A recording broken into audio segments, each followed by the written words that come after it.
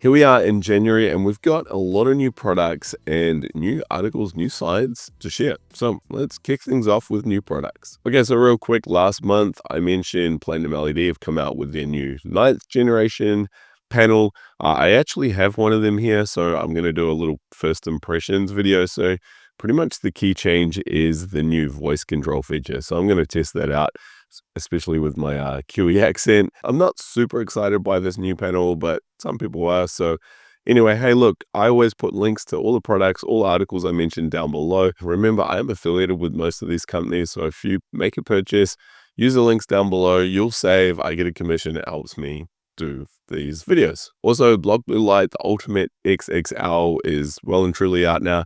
I apologize, the review was meant to be out, but I've actually been sick. In fact, my whole family was quite ill for some time, and I did a really good job of looking after them and avoiding this horrible virus until, of course, they all started getting better, and then boom, I got sick. So I actually lost my voice, so I haven't been able to do any videos, and I'm still a bit congested. So that review will be out. It will be February now. I apologize. I've just got a few more things to do on that. Anyway, here's what I can tell you about the Block Blue Light Ultimate XXL. Firstly, it retails for $4,500 US. It's a big ticket item, yes. Remember, you can use discount code Alex, I believe, and you'll save. I think it's 10%, so it's well worth the effort to use that code. This panel has 1,200 LEDs. It's a big boy, measuring 71 inches tall by 24 inches across. Dual chip LEDs, 5 wavelengths, and what is really, really cool, other than the fact that Block Blue Light now have a really large panel, is the ability to customize the wavelengths like we saw in the Roho panel. You can also save presets. One key difference, though, between this and the Roho panel is it doesn't have built-in presets. So with the Roho panel, you could go in and say you want, I don't know, skin repair, or I don't know, general health, or whatever option that you may select. The Block Blue Light doesn't have this feature, which is interesting. But remember, I interviewed Daniel Herbert, the CEO, founder of Block Blue Light last year, and we talked about this, and he wasn't a big fan. So it's probably not surprising we haven't seen this feature in there. You can go back and watch that video. I'll put a link to it. It's worth checking out. Here's some pretty valid viewpoints, to be honest, on those preset functions. So check that out, especially if you're looking at buying maybe the Block Blue Light or the Roho panel. Okay, so Mito Red Light have come out with a green light therapy device. It's emitting 520 nanometer light plus some red and near infrared light. Now, there is some good research on green light. There's an article, I believe, over at Light Therapy Insiders on this, so check it out. And it's cool to see red light therapy moving into light therapy as a whole. There's a reason why when we started our website, we called it Light Therapy Insiders instead of Red Light Therapy Insiders, because yeah, there is a lot of benefits in other wavelengths outside of the red and near infrared spectrum. Huga have come up with a neck and nasal device, very interesting, well priced as well. Huga always have some very low priced products, good quality though. I may look at getting one of these and doing a review. I've got so many products to review. I'm very behind, and it's getting to a point now where I have to reject some products that are turning up at my door because I just can't keep up. But this one does look interesting. Now, Solbasium seem to be back in the game. I haven't heard from them for a while. They've got a renewed website and a few new products, such as a handheld device and a couple of different pads. And Joves have also come out with a sleeping pod device.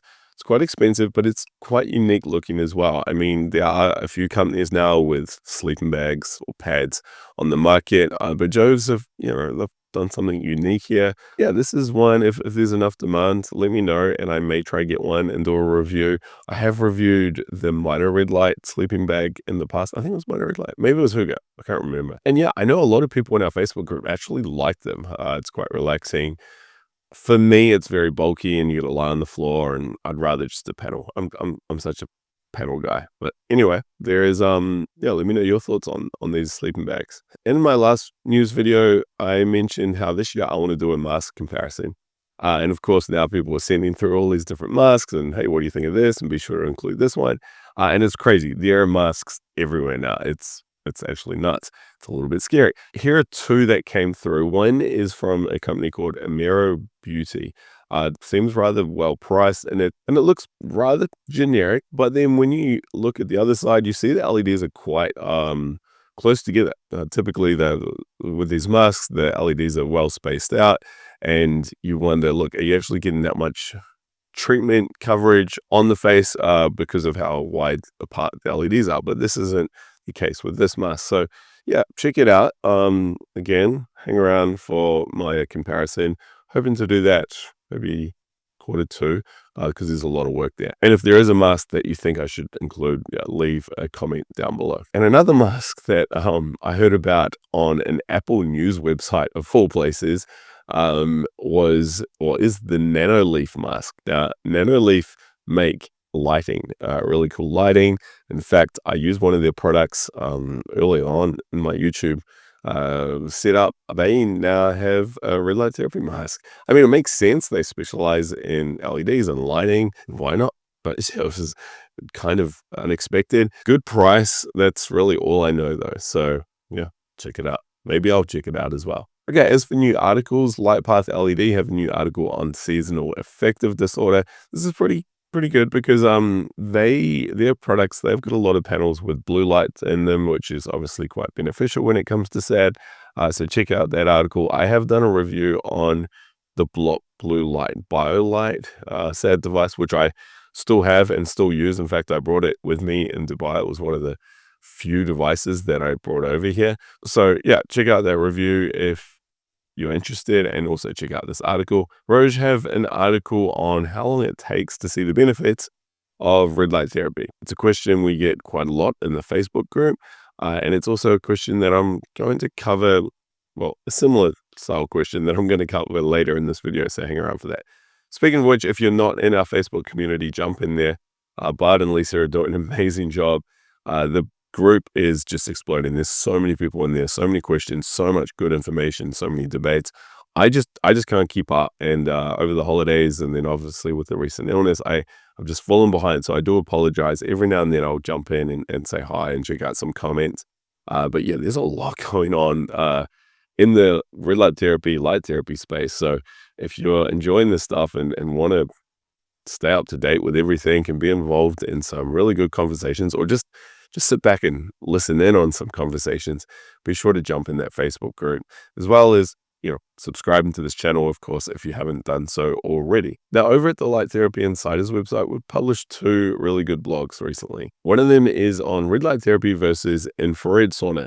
This is an everything you need to know. It's a question that comes up a lot.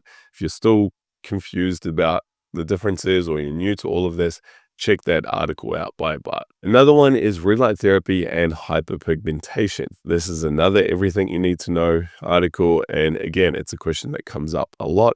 And it was something that I was still trying to get my head around. So yeah, this is a really good article for everyone, including myself. Links are all down below. Now we'll look at science. Now, first up, I just want to mention that Neuronic are the company that make the NeuroRadiant 1070. They have a lot of ongoing trials, and they've listed them over on their website, so you can check them out. It's good to see that they are getting some trials underway. I mean, they're working with the brain, they're working with some rather serious health conditions, brain conditions.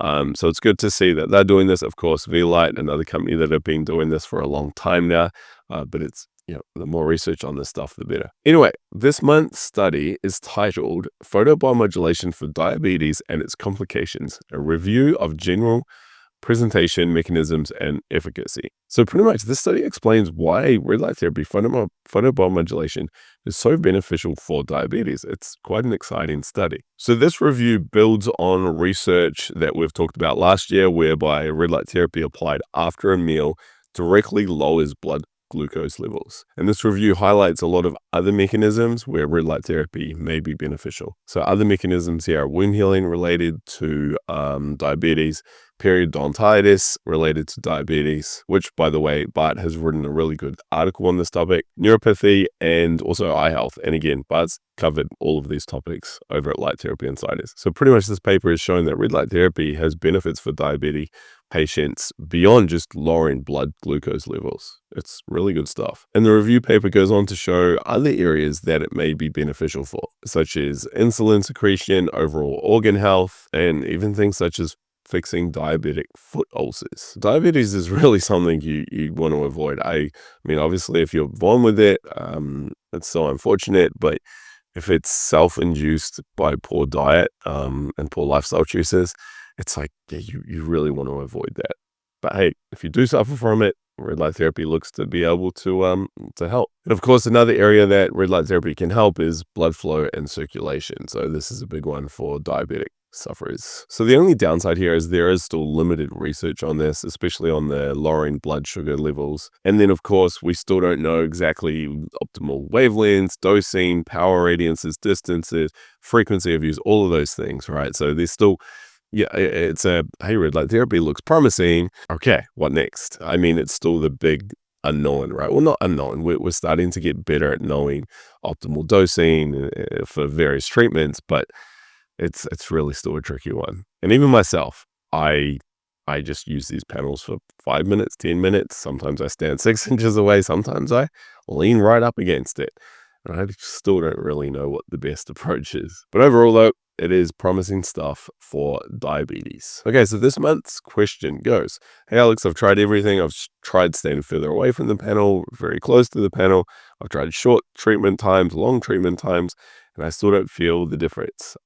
What should I do? Am I doing something wrong? So first up, I mean, you may not have tried all different approaches. I mean, there's some really powerful devices, you know, there's low power, there's distances, there's time of day, all sorts of variables at play, which is why dosing and treatment protocols can be very challenging to come up with. And also keep in mind that, yeah, there are some non-responders. There seem to be some non-responders. There are people who do try lots of things, lots of products, and just don't notice anything, in which case it's unfortunate, but it's also quite a mystery because, yeah, there is so much credible science and user case reports on how it does help with all sorts of ailments and even things such as just wound healing or joint recovery, you know, things that are quite noticeable. I always go back to sunburn. Like if I get sunburn, fortunately it hasn't happened for a while, but instead of suffering for 2 or 3 days, I just know, like, if I can get red light on it pretty quickly and then, you know, a few hours later and the next morning,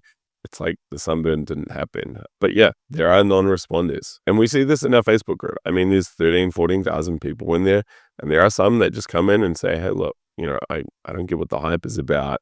I don't see anything. There could be benefits happening that you just don't pick up on. It could be long-term benefits. It could be changes that only, you know, advanced blood work or scans are going to pick up on. Even minor things, you know, like a decrease in blood sugar or something like that. I think the key thing to remember, though, is, you know, red light therapy it's not a magic pill. I mean, for some, it seems to be. But what happens with social media and all the hype and all these companies making these, you know, selling these products and making claims, it's like, oh, it's going to help with this and this and this. You go into it thinking, wow, it is going to do all of these things. So if it doesn't live up to those high expectations that have been exaggerated almost, you know, it is somewhat disappointing. The better way to think of it is to see it as like a slight advantage. You know, it's going to help, you know, 5%, give you a 5% boost or something like that, right? Which isn't that big, but if you're suffering from pain or you're looking to improve performance in the gym or, you know, you're recovering from surgery, I mean, 5%, even 10%, you know, like that's huge, right? So just keep that in mind. However, again, just scroll through that Facebook group, scroll through some of the comments in my videos on the science behind red light therapy and can read some of the user reports on how this technology has totally changed people's lives. It does often have quite a pronounced impact on one particular area of someone's health. I mean, this is how I got into it because I suffered from dental sensitivity. I tried all sorts of things. I didn't want to use the chemicals. I used this light. Oh my God, the pain's gone, you know, and it's a big reason why I still use it to this day, because I know if I stop using it, I know I sit down and have that scoop of ice cream and it hurts. So all I can say is maybe try some different protocols, try a different product, borrow something. You know, if you're typically doing 5 minutes, try 15, try 20 minutes. If you're typically 6 inches away, try going really close to it. Split the session up, just experiment a little bit more. Or maybe just stick with it for a few more weeks or months. And maybe there's a slow burn benefit that you'll notice, you know, further down the track. Otherwise, most of these companies have really good returns policies. Just send it back and scratch red light therapy off your list. Okay, so what's upcoming on the channel? Well, I have an interview with Austin from V-Light. This was recorded last year. Really good interview. We go into some of their new products and the technology around red light therapy in the brain. We have my Huga Ultra 360 review, my Mito Minds review. This is from Mito Red Light. And yes, the Block Blue Light Ultimate review will be out there somewhere soon, as well as a heap of other reviews. Like I said, I just have so many products, so many videos. I just can't keep up. All right, so I apologize if you're sitting there waiting. We're trying to get 2 videos out a week. So it's just hard to get everything out. Until then, maybe you have missed one of my recent videos. There was my body panel versus wall panel. There was my top products for 2024. And there was this video up here, which was my interview from Arnie from Power Medic. He talks about why he prefers lasers over LEDs. Check it out up here.